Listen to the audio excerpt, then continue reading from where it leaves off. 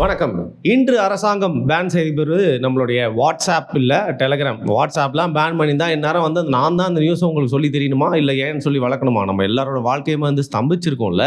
ஆனா இந்த டெலகிராம பேன் பண்ணது அப்படிங்கிறது வந்து பார்த்தீங்கன்னா, மக்கள் மத்தியில ஒரு சின்ன சலசலப்பை ஏற்படுத்தியிருந்தாலும் வந்து பார்த்தீங்கன்னா, டெலகிராம் சிஇஓ அது மட்டும் இல்லாம இந்த டிஜிட்டல் வேர்ல்ட்ல அரசாங்கம் நெனச்சா எத வேணா வந்து பேன் பண்ணலாம். ஆனா அதுக்கான சரியான ரீசன் இருக்கா? அது நியாயமா? அப்படிங்கிற கேள்வி எழும்பியிருக்கு. முதல்ல இந்த டெலகிராம் பேன் பத்தி சொல்றேன். பேசிக்கலி வந்து பார்த்தீங்கன்னா, நம்ம ஜூன் 16ஆம் தேதியிலிருந்து 30ஆம் தேதி வரைக்கும் அப்படின்னு எக்ஸ்டெண்ட் பண்றதா இருந்தது. ஆனா வந்து பார்த்தீங்கன்னா, 16ஆம் தேதியிலிருந்து 22ஆம் தேதி வரைக்கும் இந்த டெலகிராம வந்து பேன் பண்ணியிருக்கோம். உதாரணத்துக்கு இந்த டெலகிராமில் வந்து பார்த்தீங்கன்னா வழக்கமாக நம்ம அனுப்புகிற மாதிரியான ஃபைல்ஸு மெசேஜஸ்ஸு ஆடியோ எல்லாமே வந்து பார்த்திங்கன்னா ரொம்ப ஈஸியாக வந்து போகாது. சில பேருக்கு வந்து ஆப்குள்ளே வந்து போக முடியாது. அண்ட் நீங்கள் போய்ட்டு ப்ளே ஸ்டோரில் டவுன் பண்ணலாம் அப்படின்னு வச்சிங்கன்னா கூட வந்து பார்த்திங்கன்னா டவுன்லோடும் பண்ண முடியாத அளவுக்கு வந்து பார்த்திங்கன்னா பெரும்பான்மையான மக்களுக்கு ஒரு அவதியை கொடுக்கும். நிறைய பேர் இந்த டவுன்லோட் பண்ணி வச்சுருப்பீங்க ஏற்கனவே. ஆனால் டவுன்லோட் பண்ண ட்ரை பண்ணிங்கன்னா இந்த கால சூழ்நிலையில் அது ரொம்ப கஷ்டன்றது மட்டும் இல்லாமல் டெலகிராமில் இன்னும் சில விஷயங்களும் நீங்கள் வந்து செய்ய முடியாது. அதாவது அந்த மெசேஜ் எடிட்டிங் ஆப்ஷன் இருக்குல்ல, அந்த ஆப்ஷனும் வந்து பார்த்தீங்கன்னா 16ஆம் தேதியிலேருந்து 22ஆம் தேதி வரைக்கும் மத்திய அரசாங்கம் தடை பண்ணி வச்சுருக்காங்க. சரி, டெலகிராமில் இவங்களுக்கு என்னப்பா கடுப்பு, ஏன்ப்பா தடை பண்ணி வச்சுருக்காங்க பார்த்தா, அங்கே தான் வந்து கண்ணாடியை திருப்பி ஆட்டோ ஓட வைப்பாங்களா, அந்த மாதிரி வந்து ஒரு பெரிய டெக்னிக்கை வந்து ஃபாலோ பண்ணுறாங்க கவர்மெண்ட்டு. நம்ம நீட் யூஜி 2026 இருக்குல்ல, ஏற்கனவே வந்து பார்த்தீங்கன்னா பல எக்ஸாம்ஸில் வினாத்தாள்கள் ஏற்கனவே வந்தது. மாணவர்கள் முன்னேறணும் அப்படிங்கிறதுக்காக வந்து பார்த்தீங்கன்னா வினாத்தாள்கள் ஏற்கனவே லீக் பண்ணி விட்டு அவங்கள பாஸ் பண்ண விட்றாங்க அப்படிங்கிற மாதிரி பெரிய பெரிய குற்றச்சாட்டெல்லாம் எழுந்துச்சு. இதில் கவர்மெண்ட் மேலே ஒரு பெரிய கெட்ட பேரே ஏற்பட்டிருக்கு.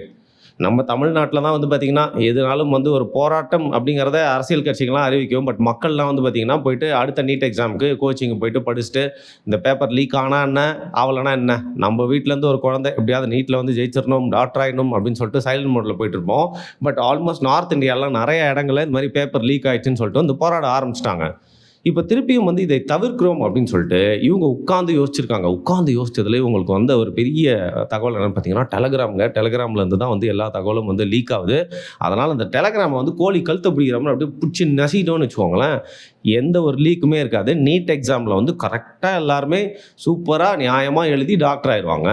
அதனால் டெலகிராம் பேன் பண்ணுங்க அப்படின்னு சொல்லிட்டு ஒரு பெரிய முடிவாக எடுத்து 16ஆம் தேதியிலேருந்து 22ஆம் தேதிக்கு பேக் பண்ணியிருக்காங்க. இதன் மூலியமாக வந்து பார்த்திங்கன்னா லீக்ஸை கட்டுப்படுத்துறது மட்டும் இல்லாமல் நடக்க போகிற எக்ஸாம்ஸ்க்கு எல்லாமே வந்து ரொம்ப ப்ராப்பராக இருக்க போகுது. எந்த லீக்குமே இல்லாமல் எல்லாருமே நியாயமாக பாஸ் ஆக போகிறாங்க அப்படின்னு சொல்கிறாங்க. பார்க்கலாம். ஆனால் இது எந்த அளவுக்கு வந்து ஒரு சக்ஸஸ்ஃபுல்லான விஷயமா இருக்கும் அப்படிங்கிறது வந்து பார்த்திங்கன்னா நடக்கிற நிறையா விஷயத்துலேருந்தே நம்மளுக்கு சொல்கிறேன், நீங்களே வந்து புரிஞ்சுக்கோங்க. ஸோ பேசிக்கலி இந்த லீக்ஸ் எல்லாமே டெலகிராமில் மட்டும்தான் நடக்குதா அப்படின்னு இல்லை, சரிங்களா? இன்றைக்கி நீங்கள் வந்து பார்த்தீங்கன்னா ஒரு வலைதளத்தை மூடினா வந்து இன்னொரு வலைதளத்தை VPN போட்டு வந்து ஆக்சஸ் பண்ணிகிட்டு இருக்கிறது அப்படிங்கிறது இன்றைக்கி எல்லாருமே ஓப்பன் சீக்ரெட்டாக வந்து பண்ணிகிட்டு இருக்காங்க. அந்த வகையில் டெலகிராமை மூடினா எப்படி ஜீவா வண்டி ஓடும் அப்படிங்கிற மாதிரி வந்து பார்த்திங்கன்னா எல்லாருமே மற்ற ஆப்புக்கு தாவிட்டாங்க. அதில் வந்து பார்த்திங்கன்னா இந்த கொஷின் பேப்பராக இருக்கலாம், இல்லை இந்த மாதிரி நிறைய விஷயங்களை வந்து பார்த்திங்கன்னா குரூப்பு போட்டு வந்து எல்லாருக்குமே வந்து டிஸ்ட்ரிபியூட் பண்ணிகிட்டு இருக்காங்க. ஸோ பேசிக்லி மத்திய அரசாங்கத்தோட இந்த முடிவு அப்படிங்கிறதுக்கு ஒரு பெரிய பேக்லாஷ் அப்படிங்கிறது மட்டும் இல்லாமல் இதெல்லாம் என்னங்க வேலை அப்படிங்கிற மாதிரி ஒரு கேள்வி தான் வந்து எழுந்திருக்கு. குறிப்பாக இதில் ஒருத்தர் ரொம்ப டென்ஷன் ஆகிட்டார்ப்பா. வேறு யார்? நம்ம டெலகிராம் சிஇஓ தான். அவர் என்ன சொல்லியிருக்காருன்னா, ஸோ பேசிக்கலி அரசாங்கம் எடுத்திருக்கக்கூடிய இந்த முடிவு அப்படிங்கிறது வந்து சோர்ஸை வந்து பிடிச்சி முடக்காமல் யாரெல்லாம் வந்து பார்த்தீங்கன்னா இந்த மாதிரி செய்கிறாங்களோ அவங்க மேலே நடவடிக்கை எடுக்காமல், அந்த அக்கௌண்ட்ஸ் மேலே நடவடிக்கை எடுக்காமல் நீங்கள் ஒரு ஆப்பே வந்து இப்படி பேன் பண்ணுறது டெம்பரவரியாக அப்படிங்கிறது வந்து நல்லதே இல்லை. லீகலாக நாங்கள் வந்து பார்த்திங்கன்னா இதுக்கு மூவ் பண்ணி என்னென்ன விஷயங்கள்லாம் வந்து டெலகிராமை மீண்டும் வந்து அதாவது 22ஆம் தேதிக்குள்ளேயே வந்து கொண்டு வரதுக்கான வேலை என்ன அப்படிங்கிறத பார்ப்போம்.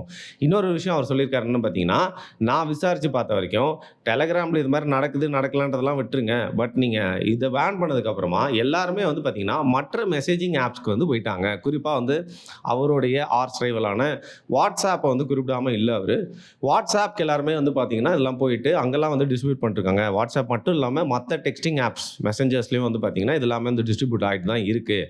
அது மட்டும் இல்லாமல் எனக்கு இருக்கக்கூடிய ஒரே ஒரு பெரிய குற்றச்சாட்டு என்ன அப்படின்னா, மத்திய அரசாங்கத்தில் முக்கியமாக வந்து பார்த்திங்கன்னா இந்தியாவிலே ஒரு பெரும் பணக்காரராக இருக்கக்கூடிய அம்பானிக்கும் மெட்டாவுக்கும் பார்த்திங்கன்னா ஒரு நல்ல நட்புறவு இருக்குது. ரிலையன்ஸ் அவங்களுடைய ரிலையன்ஸ் இண்டஸ்ட்ரீஸும் வந்து பார்த்திங்கன்னா மெட்டாவும் வந்து சேர்ந்து நிறைய விஷயங்கள் வந்து செஞ்சுட்டு இருக்காங்க. அவங்களோட கோஆர்டினேஷன்ல தான் வந்து பார்த்தீங்கன்னா, மத்திய அரசாங்கத்துக்கிட்ட ஒரு பிரஷர் குடுத்து, இந்த மாரி எப்பலாம் வந்து சான்ஸ் கிடைக்குதோ, Telegramக்கு எவ்வளோ ஆப் வைக்கிறோமோ வந்து வச்சிருக்காங்க. அப்படியே தான் இந்த வாட்டி WhatsAppை வந்து இன்னும் வளர விட்டு காம்படிட்டரே யாரும் இருக்கக்கூடாது அப்படிங்கிறதுக்காக, Telegramல தான் எல்லா கெட்ட விஷயங்களும் நடக்கிற மாரி வந்து ஒரு ஒரு பார்வையை காட்டணுன்றதுக்காக, இப்ப Telegram வந்து பலிகடா ஆக்கியிருக்காங்க. இதன் மூலியமா வந்து பார்த்தீங்கன்னா, 150 மில்லியன் யூசர்ஸ் வந்து பாதிக்கப்பட்டிருக்காங்க. நீங்க நீட் எக்ஸாம்க்கு செய்யக்கூடிய நடவடிக்கை எல்லாமே வந்து சரிதான். நீங்க வந்து ஒரு வெளிப்படைத்தன்மை இருக்கணும். அதில ஒரு ஃப்ராட் தனம் இருக்கக்கூடாதுன்னு எல்லாம் நினைக்கிறீங்க. பட் இருந்தாலும் யார் யாரெல்லாம் இந்த தவற பண்றாங்களோ, அவங்க மேல மட்டும் நீங்க நடவடிக்கை எடுக்கிறத விட்டுட்டு, முழுசா அந்த ஆப்ப தடை பண்றது அப்படிங்கிறது ஒரு முட்டாள்தனமான செயல் அப்படிங்கிற மாரி வந்து கொந்தளிச்சிருக்காருப்பா.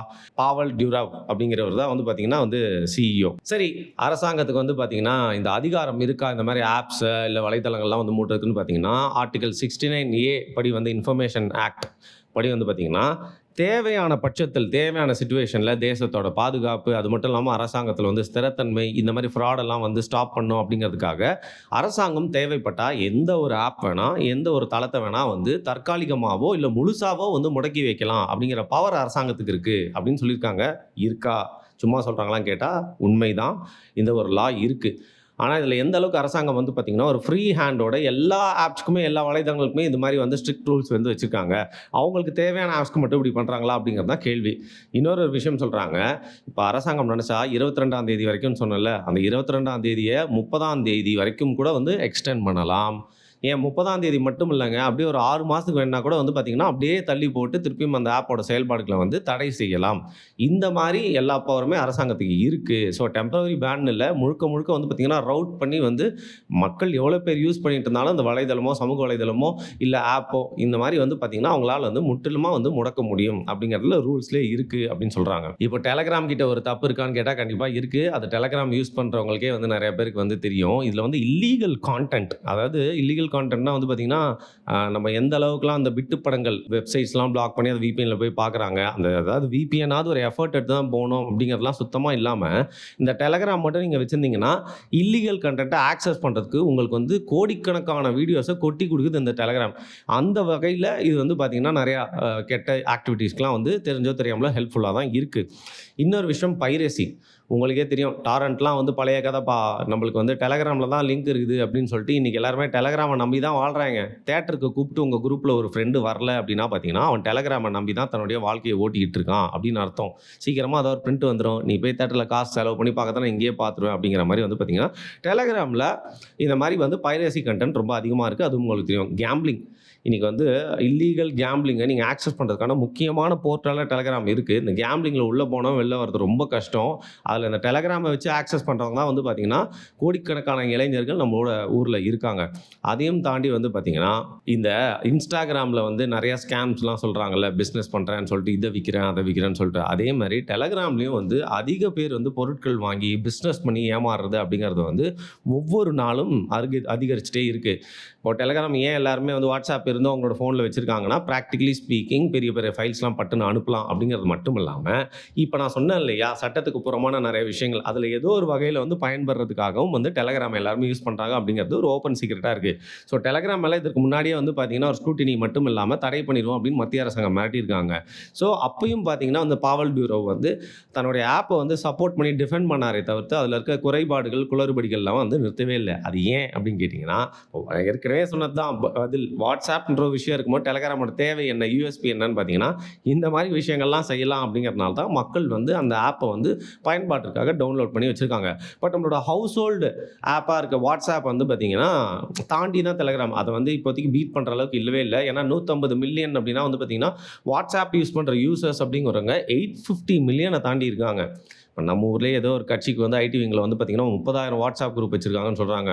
ஒரு கட்சிக்கே இத்தன WhatsApp குரூப்னா, இந்திய மக்கள் எல்லாருமே சேர்த்து எத்தன WhatsApp அக்கவுண்ட் வச்சிருப்பாங்க? எத்தன குரூப் ஓடிக்கிட்டு இருக்கும்? Apartment group, family group, dog walking group, gym group அப்படின்னு சொல்லிட்டு வந்து பார்த்தீங்கன்னா, WhatsAppஅ நம்பி தான் வந்து இந்தியாவே ஓடிக்கிட்டு இருக்கு. ஒருவேளை மத்திய அரசாங்கம் Telegramம பேன் பண்ண மாரி WhatsAppஅ வந்து பேன் பண்ணியிருந்தாங்கன்னா, ஸ்தம்பிச்சு போயிருக்கும். அப்பப்போ WhatsAppல ஏதாவது பக் வந்தாலே வந்து பார்த்தீங்கன்னா, எல்லாருமே திக்குமுக்காடி போயிடுறாங்க.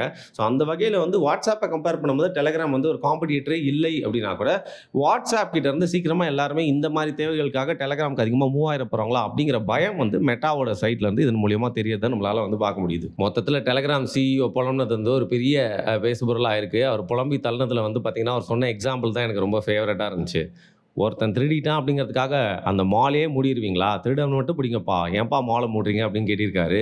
அவரோட புலம்பல்ல வந்து பார்த்தீங்கன்னா ஒரு வித்தியாசமான ஒரு எக்ஸாம்பிளாக இருந்துச்சுன்றனால இதை நான் கோட் பண்ணேன். சரி பார்க்கலாம், டெலகிராமை வந்து பேன் பண்ணதுனால ஏதாவது பாதிப்பு ஏற்படுதா? மத்திய அரசாங்கம் வந்து இதை எக்ஸ்டெண்ட் பண்ணுறாங்களா? அவங்களோட பவர் எப்படி இதில் காட்டுறாங்க அப்படிங்கிறத பொறுத்திருந்து பார்க்கலாம். நன்றி.